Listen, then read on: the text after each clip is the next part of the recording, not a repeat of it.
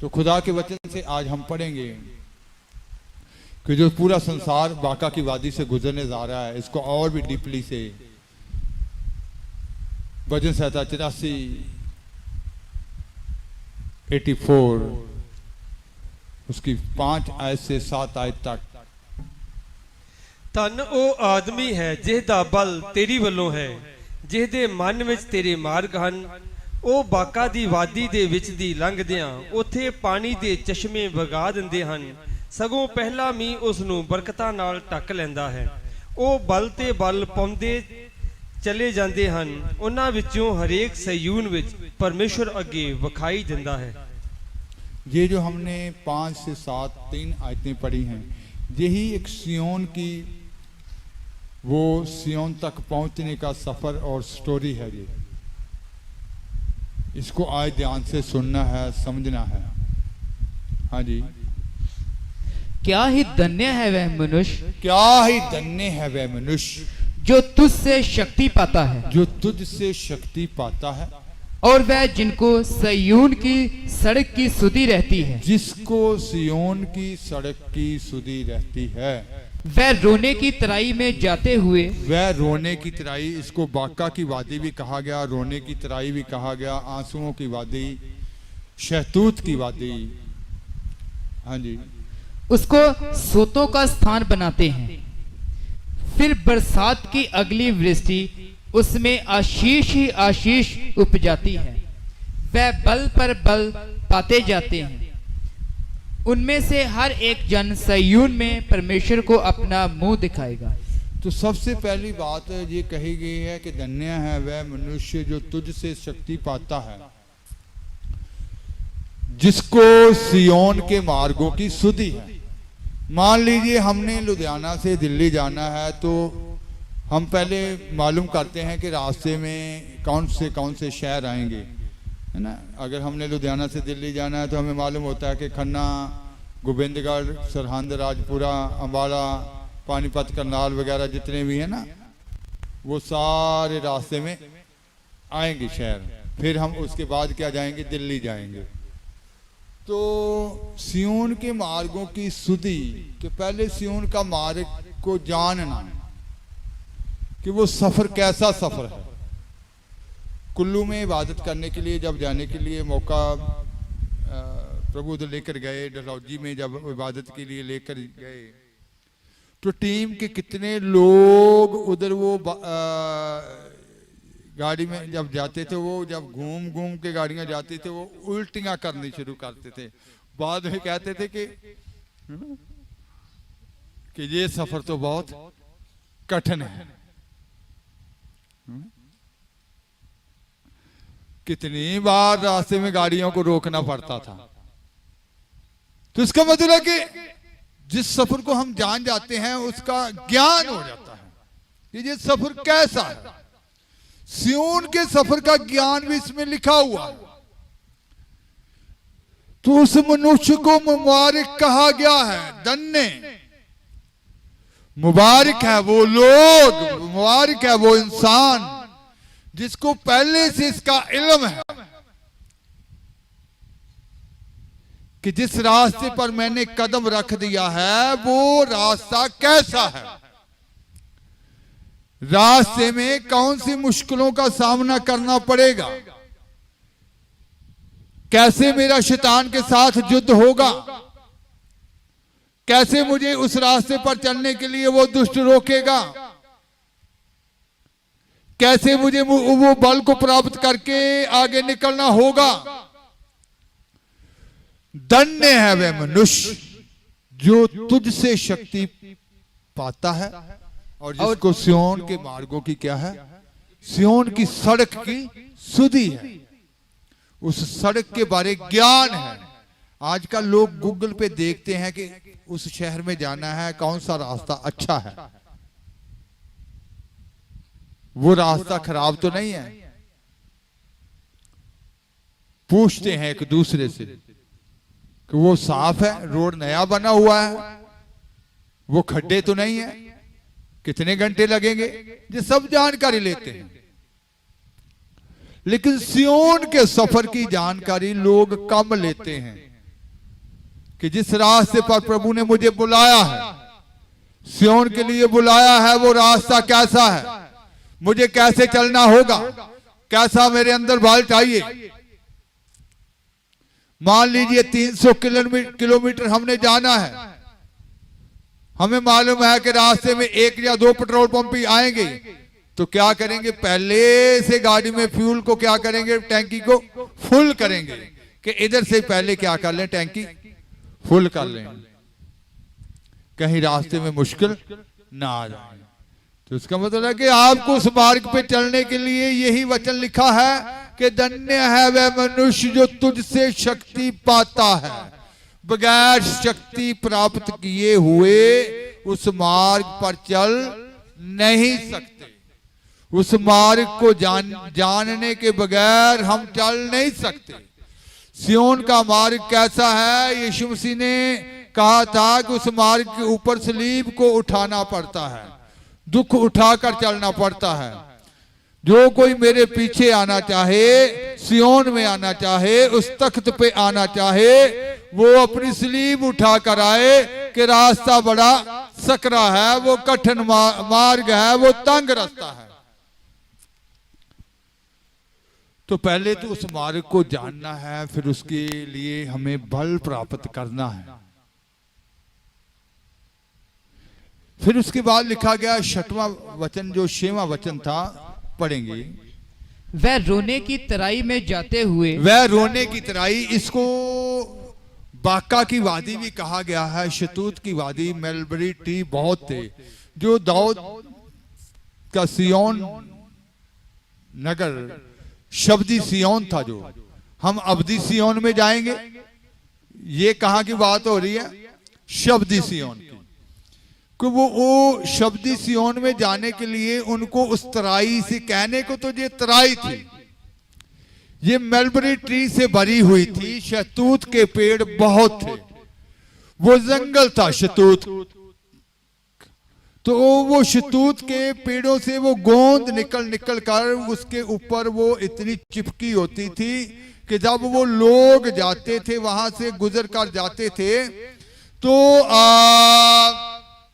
उनकी आंखों में ऐसे वो आंसू निकलते थे उस गूंद के कारण, जैसे प्याज काटने से वो आंखों में पानी आता है, आंसू आते हैं। तो अब्दी सियोन के लिए भी ये रास्ता ऐसा ही है, आंसू की तराई, इसीलिए इसको कहा गया है कि आंसू बहाने पड़ते हैं। तो सबसे पहले हम उस सियोन के बारे में सीखेंगे जब हम भजन संहिता 11 की 9 आयत को पढ़ते हैं।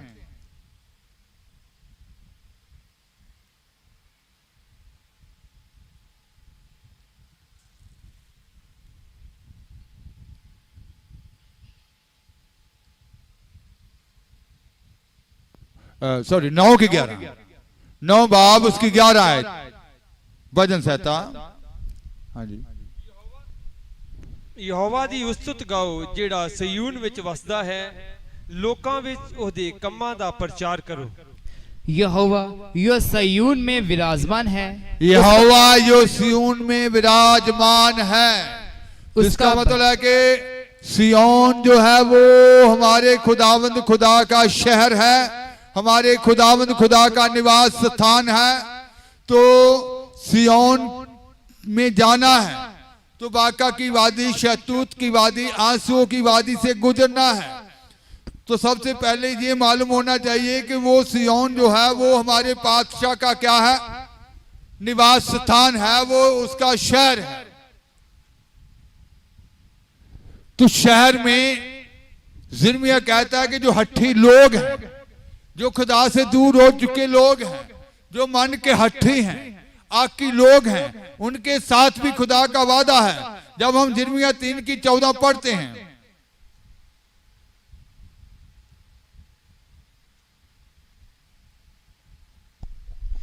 हे बेईमान पुत्रो मुड़ो, यहोवा दा वाक है, मैं तुहाडा मालिक जो हां, मैं तुहाडे विचों लवांगा हर शहर विचों एक अते हर टब्बर विचों 2, अते मैं तुहानू सयून विच लियावांगा। तो आकी लोगों के लिए भी कहा गया कि हर शहर से एक और हर कबीले से, हर खानदान से 2 मैं सियोन में लेकर आऊंगा। कितना महान परमेश्वर है, वादा किया हुआ है कि उनके खानदान का भी नाम कहां, सियोन में हो, कोई सियोन में रह ना जाए।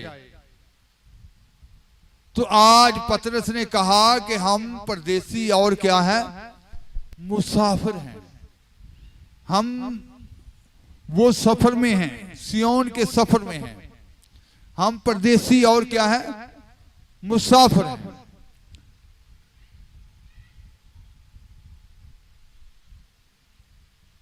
पहला पत्रस 2 में लिखा गया है कि हम 2:11 हम परदेसी और मुसाफिर, परदेसी और मुसाफिर हैं। हे प्याਰਿਆ, मैं ਤੁਹਾਡੇ ਅੱਗੇ ਬੇਨਤੀ ਕਰਦਾ ਹਾਂ, ਭਾਈ ਤੁਸੀਂ ਪਰਦੇਸੀ ਅਤੇ ਮੁਸਾਫਰ ਹੋ ਕੇ ਸਰੀਰਕ ਕਾਮਨਾ ਤੋਂ ਪਰੇ ਰਹੋ ਜਿਹੜੀਆਂ ਜਾਨ ਨਾਲ ਲੜਦੀਆਂ ਹਨ।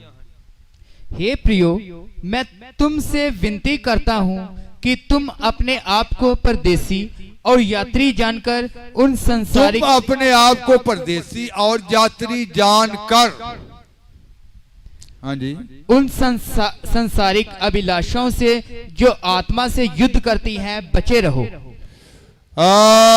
तुम अपने आप को परदेसी और यात्री जानकर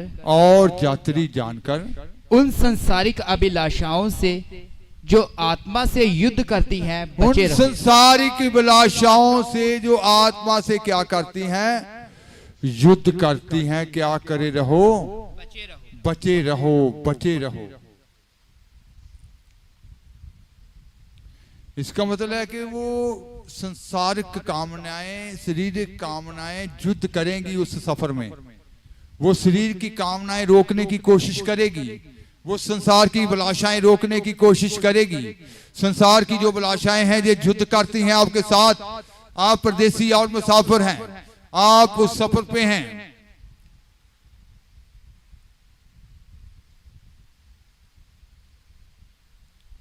तो जब आप उस सफर में निकल पड़े हैं, तो उस सफर में अपने आप को परदेसी और मुसाफिर जानना है। आप जानते हैं कि जितने लोग परदेश में जाते हैं, फिर उनके पास एक सूटकेस होता है, वो पहनने के लिए कपड़े होते हैं, ज्यादा सामान वो अपने घर को साथ में खींच कर नहीं लेकर जाते। जहां ले जाते हैं वो,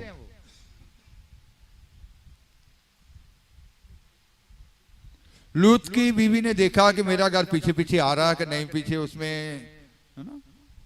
आज कितने लोग देखते हैं उसमें फ्रिज है, उसमें गाड़ी है, उसमें कितना अच्छा सामान है, घर की वो साफ सफाइया में पूरा दिन व्यतीत करते हैं। प्रार्थना के लिए समय, उसको चमकाने में समय 7-8 घंटे जरूर व्यतीत कर देंगे। प्रार्थना के लिए, अपने जीवन को चमकाने के लिए, पोछा मारने के लिए वो प्रार्थना में नहीं आते हैं। वो घरों की छतों से जाले उतारने के लिए तो दिन में 2 घंटे रोज डेली निकालेंगे कि कोई आ ना जाए, कोई आ ना जाए। इधर यीशु आ गया तो उसने देखना इधर तो बड़े जाले पड़े हुए हैं। जो घर इसके साथ नहीं जाएगा उसमें तो डेली पोछा लगाती है, इसमें कभी पोछा लगाया ही नहीं। समझना है इसको, रूह को साफ करना है।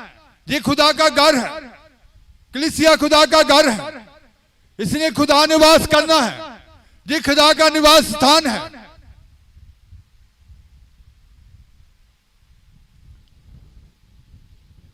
तो आप पहले आपको परदेसी और मुसाफिर जानना होगा अपने आप को। कब आवाज आ जाए, हे नदान आदि तेरी जान तेरे से ले ली जाए, तो फिर ये किसका होगा, ये किसका होगा। यही यीशु मसीह ने दृष्टांत में कहा था, क्योंकि वो क्या कह रहा था कि अब बहुत सालों के लिए तेरे पास क्या हो गया है, अनाज इकट्ठा हो गया है, धन इकट्ठा हो गया है, खा पी और क्या कर, ऐश कर। हे नदान आज ही तेरी जान ले ली जाए तो फिर किसका होगा। आज ही तुझे बुला लिया जाए, तो फिर अंदर की गंदगी, अंदर की मैल तो निकाली नहीं है, साफ की नहीं है। बाहर तो ब्यूटी पार्लर पे भी गए थे, अंदर वो वचन के पास नहीं गए, वचन को अंदर में नहीं लिया, अंदर पवित्र आत्मा के पास नहीं गए, पवित्र आत्मा को सफाई नहीं करने दिया।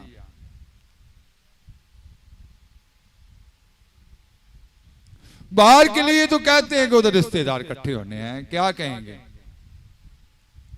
कि घर वाले का 5-7 हजार इसने खर्चा आया ही नहीं।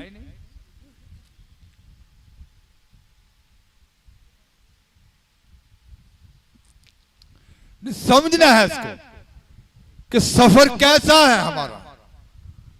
हम परदेसी और मुसाफिर हैं, और परदेसी और मुसाफिर होकर क्या करनी है? शारीरिक कामनाएं और संसार की कामनाएं जो युद्ध करती हैं आपके साथ, उनके साथ युद्ध करना है आगे बढ़ने के लिए। तो ये जो सफर है, ये आंसुओं का सफर है। इसको रोने की तराई कहा गया, आंसुओं की वादी कहा गया, शतूत की वादी कहा गया।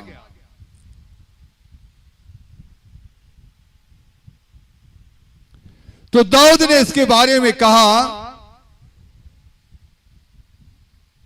कि दाऊद जब अपने उस तख्त पर बैठा तो उसको भी रोने की तराई से गुजरना पड़ा। खुदा से उसने पूछा, 2 शमूएल 5 बाब उसकी 23 आयत। सो दाऊद ने यहोवा कोलों फिर सलाह पुछी ਅਤੇ उसने आखिया, तू चढ़ाई ना कर, पर मगर होके ਉਹਨਾਂ ਨੂੰ ਘੇਰਾ ਪਾ ਅਤੇ ਤੂਤਾਂ ਦੇ ਬਿਰਸ਼ਾਂ ਦੇ ਸਾਹਮਣੇ ਹੋ ਕੇ ਉਹਨਾਂ ਉੱਤੇ ਹੱਲਾ कर। जब दाऊद ने यहोवा से पूछा, तब उसने कहा, चढ़ाई ना कर। दाऊद ने यहोवा से पूछा, खुदा ने कहा कि तू चढ़ाई ना कर। उनके पीछे से घूमकर तूत वृक्षों के, अपने शत्रुओं के पीछे से घूमकर, तुझे रोकने वालों के पीछे से घूमकर तूत वृक्षों के सामने से उन पर छापा मार। तूत वृक्षों के सामने से उन पर छापा मार। इसका दूसरा आत्मिक मतलब था तूत वृक्षों में से होकर जाना, आंसुओं में होकर जाना। कि तू युद्ध जीतना है तो तुझे आंसू बहाने होंगे। इसलिए उसने कहा, जब हम भजन संहिता 42 की 3 आयत, तीसरी आयत को पढ़ते हैं,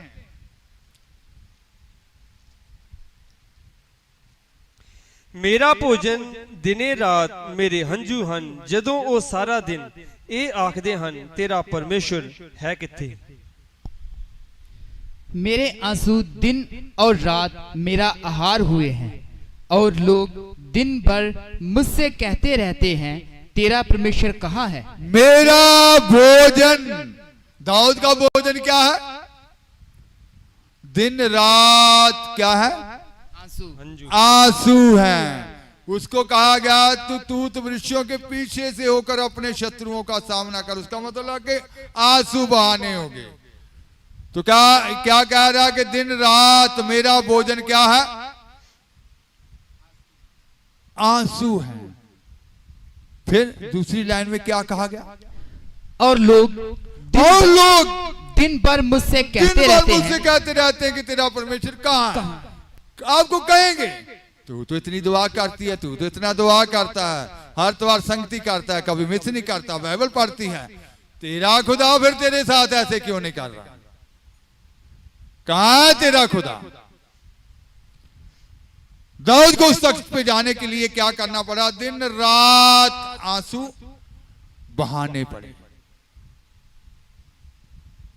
तेरा खुदा कहाँ है? ये आपको ताने मैंने सुनने पड़ेंगे, ये आपको बातें सुननी पड़ेंगी, आंसुओं की वादियों से गुजरना पड़ेगा। अगर आपने अपना रिश्ता खुदा से सही रखा तो आगे निकलते जाएंगे। उन बातों के ऊपर गौर करके आप डामाडोल हो गए तो आप कमजोर हो जाएंगे, आप पीछे रह जाएंगे, आप वहीं के वहीं खड़ जाएंगे। ये बातें मिलेगी सुनने को। तेरा खुदा कहाँ है? वो नहीं जानते कि अभी ये सफर में है, सफर में है। अमेरिका में एक खादम के बारे में एक बुक में पढ़ने को मिला कि उन्होंने कहा कि वो समुद्री यात्रा में जब वो सफर कर रहे थे, उसी समुद्री जहाज में अमेरिका के राष्ट्रपति थे। कहते जब जहाज से वो उतरे तो अमेरिका के राष्ट्रपति को लेने के लिए कितनी फौजें आई हैं और वो सलामी सलूट चल रहा है। कहते मैंने कहा प्रभु मेरे को कोई भी नहीं लेने आया, कलीसिया को कोई जानवर नहीं लेने आया। ये अमेरिका का राष्ट्रपति है, कितना इसका स्वागत हो रहा है। तो कहते तुरंत प्रभु ने कहा तू अभी अपने घर में नहीं आया। अमेरिका का राष्ट्रपति अपने घर में वापस आया है, इसलिए उसका स्वागत हो रहा है। जब तू इधर घर में वापस आएगा बहुत स्वर्गदूत आपका क्या करेंगे? स्वागत करेंगे। हालेलुया। तो इसका मतलब दाऊद उस तख्त पर पहुंचने के लिए कहता है कि दिन रात मेरा भोजन क्या था? मेरे आंसू थे। जिस शब्दी सियोन के बारे में उस तख्त पे बैठने के लिए उसको भी आंसुओं की तराई से गुजरना पड़ा। हमने अब्दी सियोन में जाना है तो हमारे प्रभु यीशु मसीह के बारे में भी लिखा गया है कि उसको भी आंसुओं की तराई से जाना पड़ा, उसको भी आंसुओं की तराई से गुजरना पड़ा। भजन संहिता 2 बाब उसकी 6 आयत, भजन संहिता 2 की 6।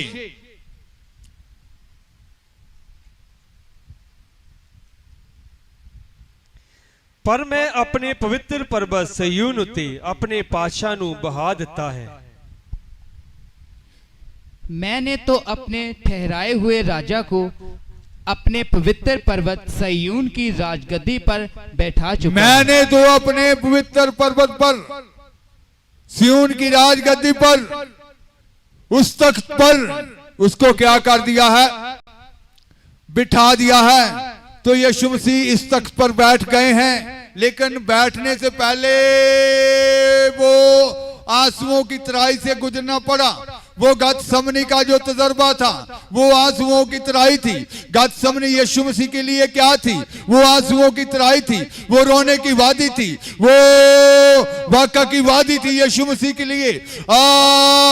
भजन संहिता 126 और उसकी 5 और 6 में लिखा गया है, पढ़ेंगे।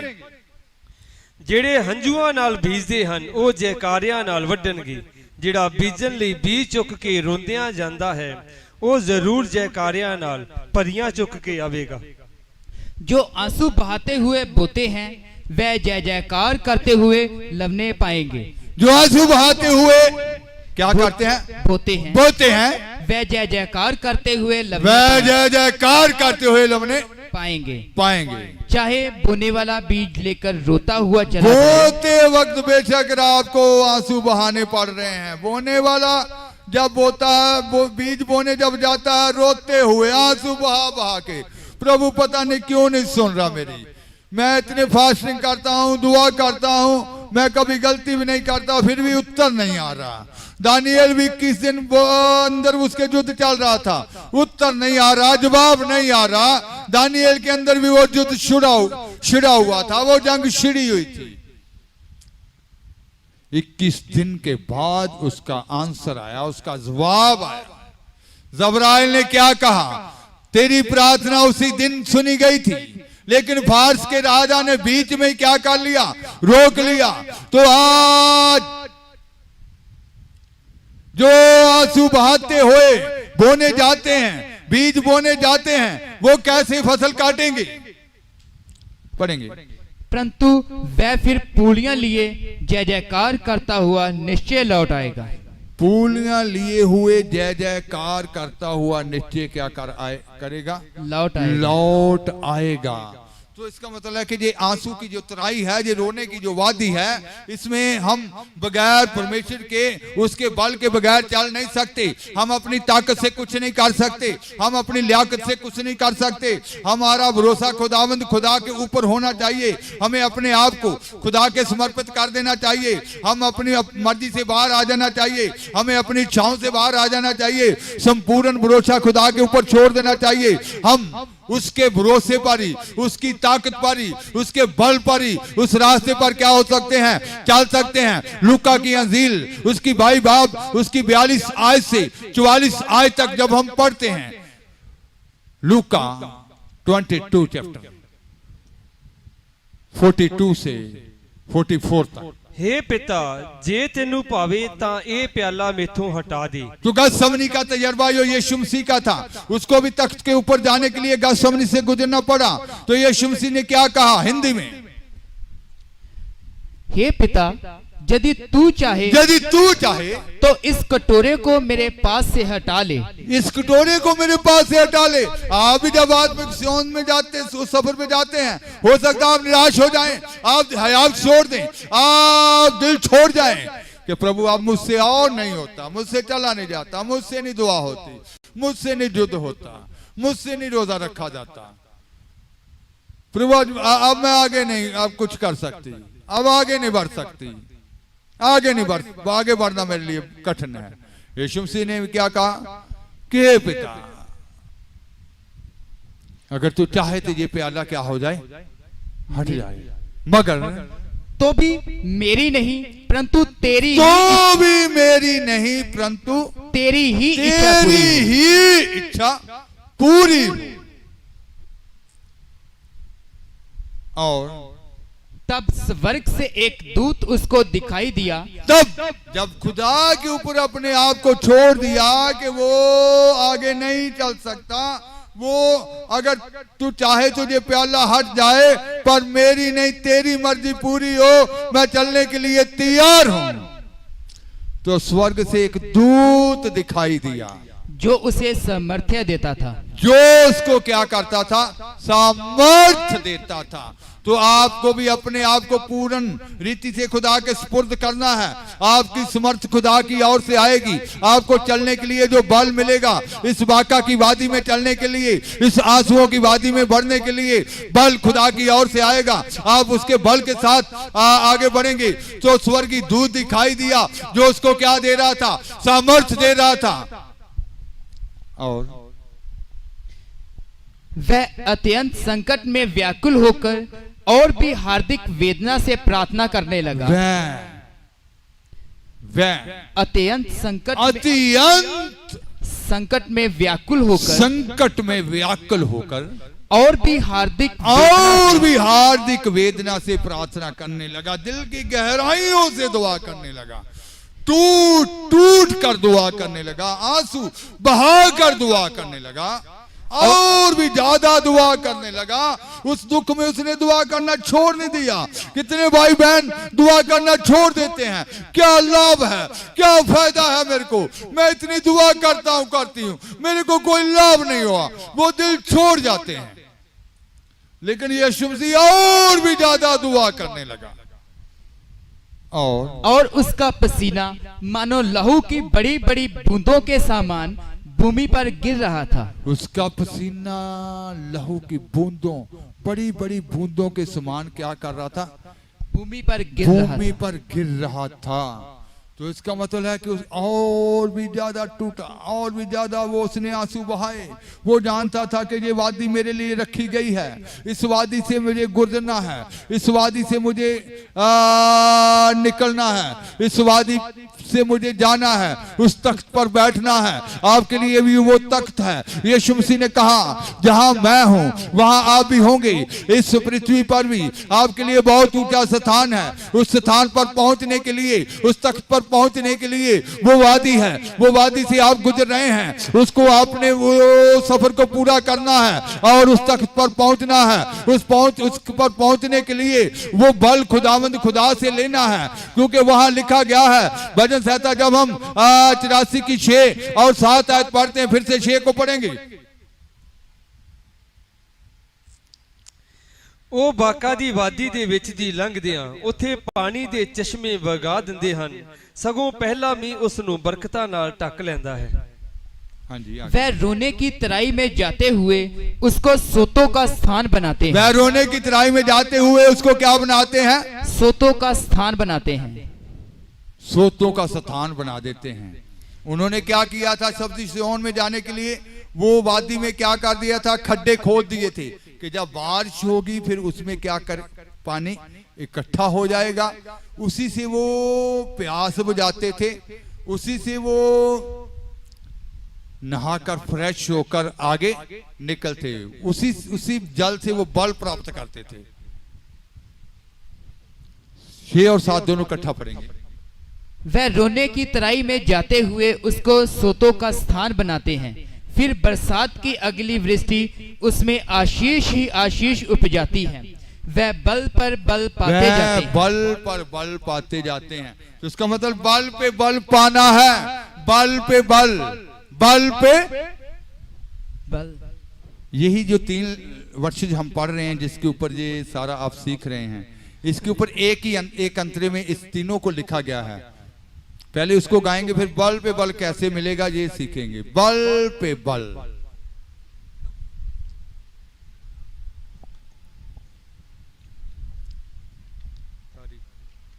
रोन की वादी विचो लंगाया।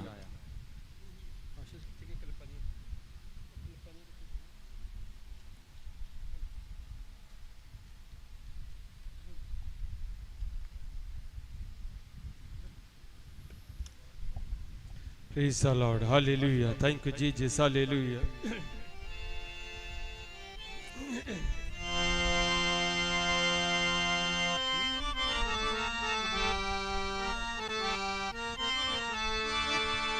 रोन दीवादी विचों लंघाया, तू ही उसनू चश्मा बनाया। रोन दीवादी विचों लंघाया, तू ही उसनू चश्मा बनाया। बल ते बल मैं पाउंदा जावांगा, सयून विच पहुंच के तारीफ करांगा। बल ते बल मैं पाउंदा जावांगा, सयून विच पहुंच के तारीफ करांगा। बल ते बल, तो बल पे बल हम कैसे ले सकते हैं? बल पे बल। 2 Corinthians 12:9।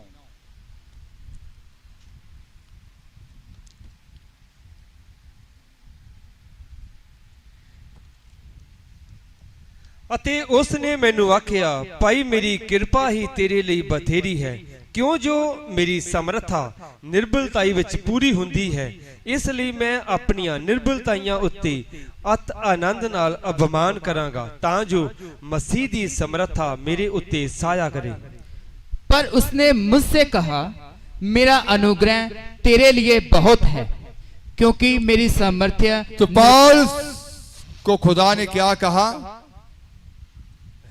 मेरा अनुग्रह, मेरा अनुग्रह, मेरी कृपा तेरे लिए बथेरी है।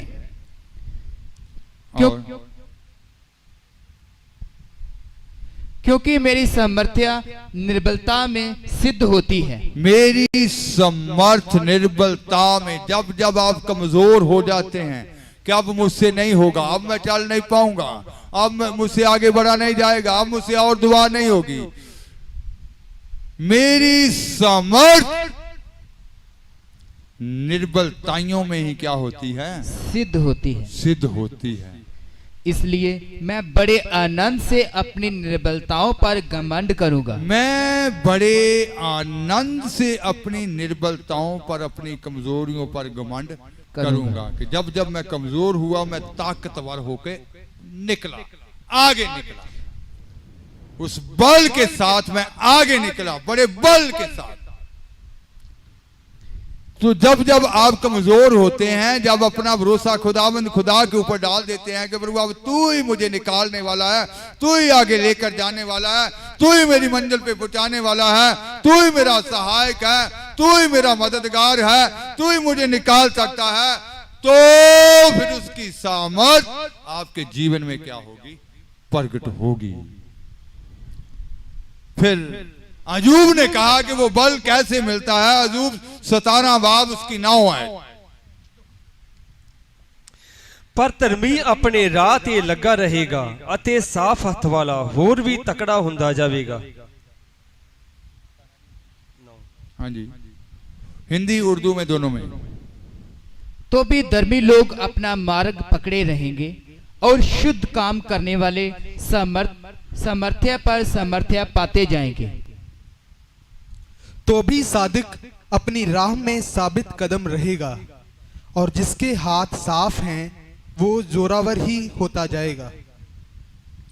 हिंदी में फिर, तो भी धर्मी लोग अपना मार्ग पकड़े रहेंगे, धर्मी लोग अपना मार्ग पकड़े रहेंगे और शुद्ध काम करने वाले, शुद्ध काम करने वाले, जिनके हाथ के काम जो शुद्ध हैं, साफ हैं, बेईमानी करने वाले हाथ नहीं, हीराफरी करने वाले हाथ नहीं, शुद्ध काम करने वाले हाथ सामर्थ पे समर्थ पाते जाएंगे। Hallelujah, hallelujah. इसके बारे में दाऊद ने भी कहा, जब हम भजन संहिता 26 की 6 आयत से 10 आयत तक पढ़ते हैं, 26 बाब उसकी 6 आयत से 10 आयत तक। हे यहोवा, मैं अपने हत्थां ਨੂੰ ਨਿਰਮਲਤਾਈ ਵਿੱਚ ਧੋਵਾਂਗਾ, ਸੋ ਮੈਂ ਤੇਰੀ ਜਗਵੇਦੀ ਦੀ ਪਰਦਖਣਾ ਕਰਾਂਗਾ, ਤਾਂ ਜੋ ਮੈਂ ਧੰਨਵਾਦ ਦਾ ਸ਼ਬਦ ਸੁਣਾਵਾਂ ਅਤੇ ਤੇਰੇ ਸਾਰਿਆਂ ਅਚਰਜ ਕੰਮਾਂ ਦਾ ਨਿਰਣਾ ਕਰਾਂ। हे यहोवा, मैं तेरे भवन ਦੇ ਵਸੇਬਿਆਂ ਨਾਲ ਅਤੇ ਤੇਰੀ ਮਹਿਮਾ ਦੇ ਡੇਰੇ ਨਾਲ ਪ੍ਰੇਮ ਰੱਖਦਾ ਹਾਂ। ਮੇਰੀ ਜਾਨ ਤੂੰ ਪਾਪੀਆਂ ਦੇ ਨਾਲ ਨਾ ਰਲਾ, ਨਾ ਮੇਰੀ ਜਿੰਦ ਨੂੰ ਖੂਨੀਆਂ ਦੇ ਨਾਲ, ਜਿਨ੍ਹਾਂ ਦੇ ਹੱਥਾਂ ਵਿੱਚ ਸ਼ਰਾਰਤ ਹੈ ਅਤੇ ਜਿਨ੍ਹਾਂ ਦਾ ਸੱਜਾ ਹੱਥ ਵੱਡੀਆਂ ਨਾਲ ਭਰਿਆ ਹੋਇਆ ਹੈ। हाँ जी, हिंदी में। मैं अपने हाथों को निर्दोषता के जल से धोऊंगा, मैं अपने हाथों को निर्दोषता के जल से धोऊंगा। कि हाथों को धोने का मतलब था कि अपने कामों को क्या कर लूंगा? सही करूंगा। तब हे यहोवा, मैं तेरी वेदी की प्रदक्षिणा करूंगा, मैं तेरी वेदी की प्रदक्षिणा करूंगा, ताकि तेरा धन्यवाद ऊंचे शब्द से करूं, ताकि तेरा धन्यवाद ऊंचे शब्द से करूं और तेरे सब आश्चर्य कर्मों का वर्णन करूं। तेरे सारे आश्चर्य कर्मों का क्या करूं? वर्णन करूं। हे यहोवा, मैं तेरे दाम से, तेरी महिमा के निवास स्थान से प्रीति रखता हूँ। मेरे प्राण को पापियों के साथ और मेरे जीवन को हत्यारों के साथ ना मिला। वह तो ओछापन करने में लगे रहते हैं और उनका दाहिना हाथ घूस से भरा रहता है। पंजाबी में इसको 10 आयत को फिर से। जिन्हां दे हत्थां विच शरारत है, जिनके हाथों में क्या है? होशापन है, शरारत है, ਅਤੇ ਜਿਨ੍ਹਾਂ ਦਾ ਸੱਜਾ ਹੱਥ ਵੱਡੀਆਂ ਨਾਲ ਭਰਿਆ ਹੋਇਆ ਹੈ। जिनका दाहिना हाथ रिश्वत लेने से, क्या घूस लेने से भरा हुआ है। तो इसका मतलब है कि जो हाथ शुद्ध नहीं है वो भी बल प्राप्त नहीं कर सकते। अयूब ने कहा कि जिनके हाथों के काम शुद्ध हैं वो समर्थ पे समर्थ प्राप्त करेंगे। तो वो बल पे बल कैसे प्राप्त कर रहे थे? बल पे बल पाते जाएंगे। इसका मतलब उन्होंने अपने हाथों के काम को भी क्या कर लिया था? साफ कर लिया था। ईमानदारी से काम करना शुरू कर दिया था। खुदा के ऊपर भरोसा करना सीख लिया था। खुदा के ऊपर भरोसा रखकर चलना शुरू कर दिया था। उनके काम जो थे वो एक शुद्ध काम हो गए थे। खुदा ने उनको कभी भी लज्जित नहीं होने दिया, कभी भी शर्मिंदगी का सामना नहीं करने दिया। वो ईमानदारी से, खराई से चलना शुरू कर दिया। बेईमानी को उन्होंने क्या कर दिया? छोड़ दिया। धोखे की धन संपत्ति को उन्होंने अपने जीवन में एंटर नहीं करने दिया। तो इसका मतलब है कि वो बल पे बल पाते गए। फिर वहां लिखा गया था कि वो वर्षा आखिरी वर्षा उन सोतों के स्थान को क्या कर देती है, उन खड्डों को क्या कर देती है, उनके लिए आशीष का कारण बन जाती है। फिर से वो शेष आता है, वह रोने की तराई में जाते हुए उसको सोतों का स्थान बनाते हैं।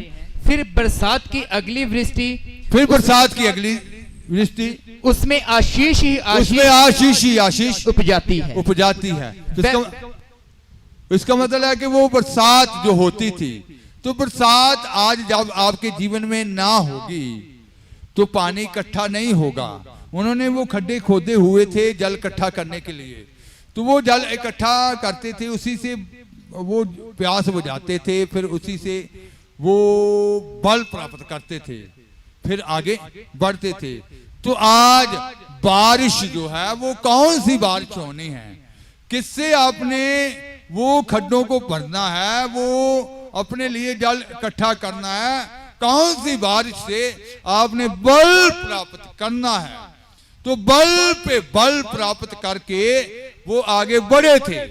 तो आज वाका की वादी, रोने की वादी, आंसुओं की वादी, वो ही रास्ता है तख्त पे जाने का, वो ही रास्ता है सियोन का, कोई और रास्ता है ही नहीं।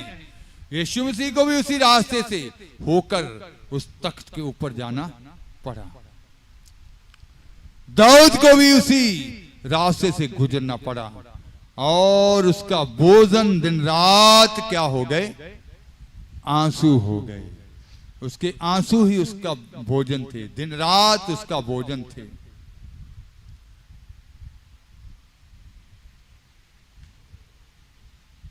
व्यवस्था विवरण 32 बाब उसकी 2 आयत।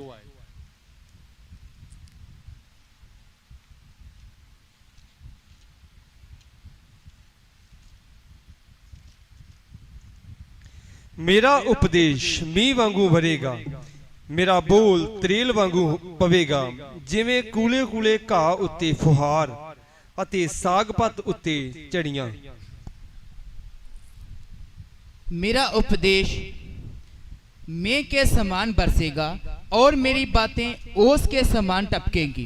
मेरा उपदेश मींह के समान बरसेगा। तो जब मींह बरसा था, बारिश हुई थी, तो उन्होंने इंतजाम किया कि नहीं उधर खड्डे खोदने का?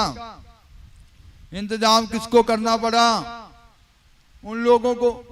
बारिश हुई, पानी इकट्ठा हो गया, आपने दिल में वो खड्डे खोदे हुए हैं कि वचन की बारिश जब होगी, उपदेश की बारिश जब होगी, ज्ञान की बारिश जब होगी, तो अंदर जमा होती जाए। अंदर जमा हो रहा है कि नहीं हो रहा? वो टूटे हुए बच्चे तो नहीं हैं। आप सोच रहे होंगे कि वो हमने तो वो बनाए हुए हौद, कहीं उनमें तरेड़े ना आई हो, वो पानी बाहर ही निकलता जा रहा हो, वचन बाहर निकलता जा रहा हो। पहले उन तरेड़ों की मरम्मत करनी पड़ेगी कि क्यों पानी बाहर जा रहा है।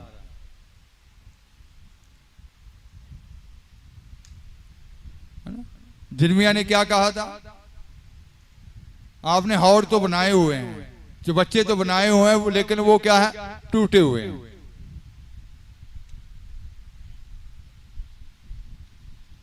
पानी आता है, उसमें दिखाई देगा कि इसमें पानी आ रहा है, दिखाई देगा कि आप वचन सुन रहे हैं, ज्ञान सुन रहे हैं, लेकिन वो निकल जाएगा। वो हौद जो टूटे हुए हैं उनकी मरम्मत नहीं की। पहले आपको दुआ की मरम्मत करनी, दुआ से मरम्मत करनी पड़ेगी कि प्रभु कहां से मेरे अंदर टूटापन है, क्योंकि वाका की वादी से गुजरने के लिए वो बल अंदर होना चाहिए आगे जाने के लिए। अगर वो टूटा हुआ है, आपका वादा टूटा हुआ है, आपकी पतवार टूटी हुई है, आपका जीवन खुदा से टूटा हुआ है, आपका रिश्ता खुदा से टूटा हुआ है, कहां से टूटा हुआ है उसकी मरम्मत करनी पड़ेगी। कि पानी उसमें ठहर सके। अगर मुरम्मत नहीं की आपको दुआ में आना पड़ेगा कि आए खुदा मेरी जिंदगी का टूटापन निकाल दे, मेरी जिंदगी की मुरम्मत कर। कहां से मेरा रिश्ता तेरे साथ टूटा हुआ है, कहां से मैं अपनी मर्जी में हूं, कहां से मैं तेरे वचन से बाहर हूं, कहां से मैं अपनी इच्छा में चल रही हूं। आज मेरी मुरम्मत कर, आज मेरे टूटे हुए वाड़े को सही कर, आज टूटे हुए हौद को सही कर, उस बच्चे को सही कर। आज तू मुरम्मत कर, अपने लहू से मुझे मेरी मुरम्मत कर, अपने नाम के वसीले से वो मुरम्मत कर, मेरे जीवन को सही कर कि वो वचन मेरे अंदर ठहर सके। मेरा उपदेश तो मेघ की तरह क्या होगा, बरसेगा। वो उपदेश बरसता है।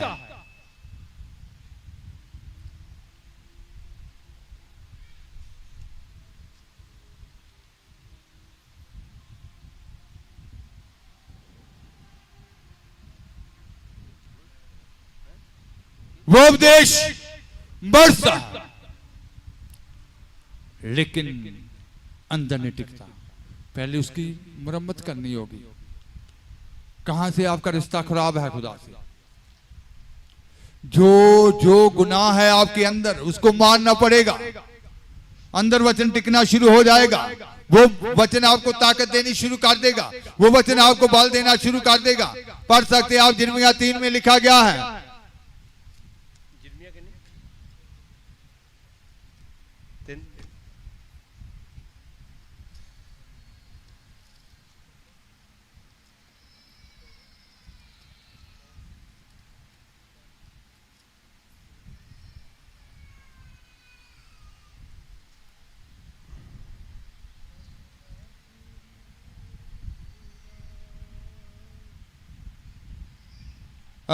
यिर्मयाह 2 बाब उसकी 13 है। मेरी प्रजा ने 2 बुराइयां जो कीतियां, ਉਹਨਾਂ ਨੇ ਮੈਨੂੰ त्याग ਦਿੱਤਾ। ਜਿਉਂਦੇ ਪਾਣੀ ਦੇ ਸੋਤੇ ਨੂੰ ਆਪਣੇ ਲਈ ਚੁਬੱਚੇ ਪੁੱਟੇ, ਟੁੱਟੇ ਹੋਏ ਚੁਬੱਚੇ ਜਿਨ੍ਹਾਂ ਵਿੱਚ ਪਾਣੀ नहीं ठहरदा। क्योंकि मेरी प्रजा ने 2 बुराइयां की हैं। उन्होंने मुझ बहते जल के सोते को त्याग दिया मेरी है। प्रजा ने 2 बुराइयां की, उन्होंने मुझे बहते हुए जल के सोते को क्या कर दिया, त्याग दिया है। और उन्होंने हौद बना लिए, अपने लिए हौद बनाए हैं, वरन ऐसे हौद जो टूट गए हैं, ऐसे हौद हैं जो टूट गए हैं और जिनमें जल नहीं रह सकता। जिनमें जल नहीं रह सकता। मेरा उपदेश तो मी की तरह बरसेगा।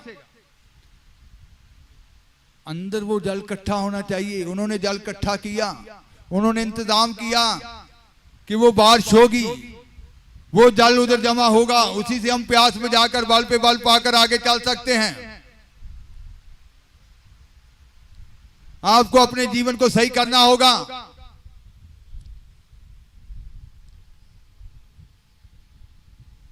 दूसरा तीमुथियुस 2 बाब उसकी 5 आयत।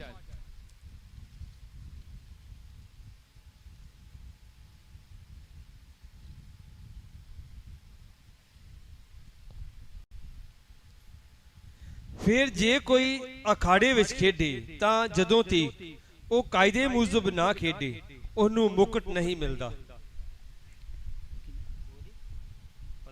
हाँ जी पढ़ेंगे। फिर अखाड़े में लड़ने वाला यदि विधि के अनुसार ना लड़े, अखाड़े में लड़ने वाला यदि विधि के अनुसार ना लड़े तो मुकुट नहीं पाता। तो मुक्त नहीं पाता। आपको बल भी नियम के मुताबिक, विधि के मुताबिक मिलेगा। उस कानून में चलना पड़ेगा। अपनी इच्छा में चलोगे तो वो बल नहीं रहेगा आपके पास। वो बल लेना है जो पूरा संसार इस वादी से गुजरने जा रहा है। इसलिए प्रभु ने कहा कि आज बताया जाए कि पूरा संसार उस रोने की वादी से क्या होने जा रहा है, गुजरने जा रहा है, आंसुओं की तरह। तो विधि के अनुसार चलना होता है, फिर वो मुक्त को प्राप्त करता है, फिर वो बल को प्राप्त करता है। जो शायद 2 बाब उसकी 3 आए।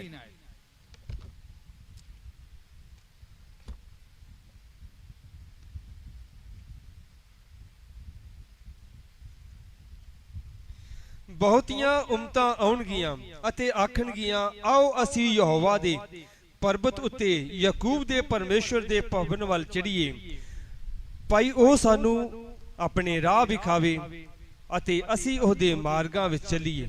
ਕਿਉਂ ਜੋ ਵਿਵਸਥਾ ਸਿਯੋਨ ਤੋਂ ਨਿਕਲੇਗੀ ਅਤੇ ਯਹੋਵਾ ਦਾ ਬਚਨ यरूशलेम ਤੋਂ।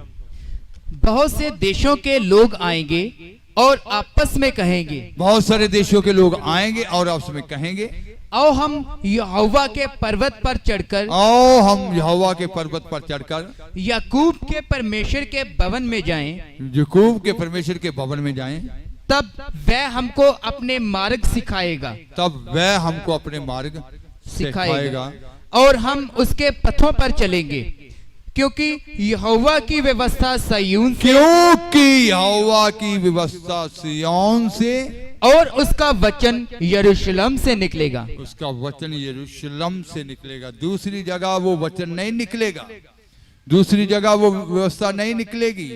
जहां ज्ञान प्रकाश रखा गया वहीं उंडेला जाएगा। वो ही उसी स्थान में आकर इंसान वो बल को ले सकता है, उस बारिश को अपने जीवन में ले सकता है। व्यवस्था सिय्योन से निकलेगी, उसका वचन यरूशलेम से निकलेगा, हर जगह में नहीं निकलेगा। तो अपनी मर्जी की सेवा करने वालों को भी निकलना होगा कि उस उपदेश को लें जिससे वो बल प्राप्त करें और उस वादी से होकर गुजर सकें। इब्रानियां 12:1।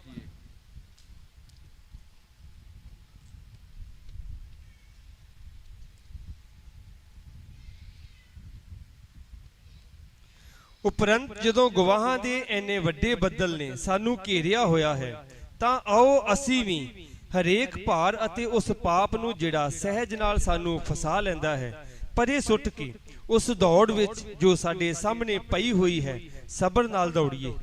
इस कारण जबकि गवाहों का ऐसा बड़ा बादल हमको घेरे हुए है, तो आओ हम हर एक रोकने वाली वस्तु, हम जब गवाहों का बादल इतना बादल हमें क्या है घेरे हुए है, तो आओ आओ हम हर एक रोकने वाली वस्तु और उलझाने वाले पाप को दूर करके वह दौड़ जिसमें हमें दौड़ना है धीरज से दौड़े। वह दौड़ जिसमें हमने दौड़ना है धीरज से दौड़े। तो इसका मतलब है कि उस वादी से हर एक सृष्टि के कलीसिया के जन ने गुजरना है, तो उस दौड़ में निकलना है आगे। और ये आंसुओं की वादी है, बाका की वादी, शहतूत की वादी, रोने की वादी। तो आंसू बहा बहा कर दुआ करके उस बल को लेना है और अपने सफर को क्या करना है, तय करना है, ताकि हम उस तख्त के ऊपर पाए जाएं। उनमें से हर एक अपने परमेश्वर के सामने सिय्योन में क्या करेगा, दिखाई देगा। आंखें बंद करेंगे, दुआ की हालत में।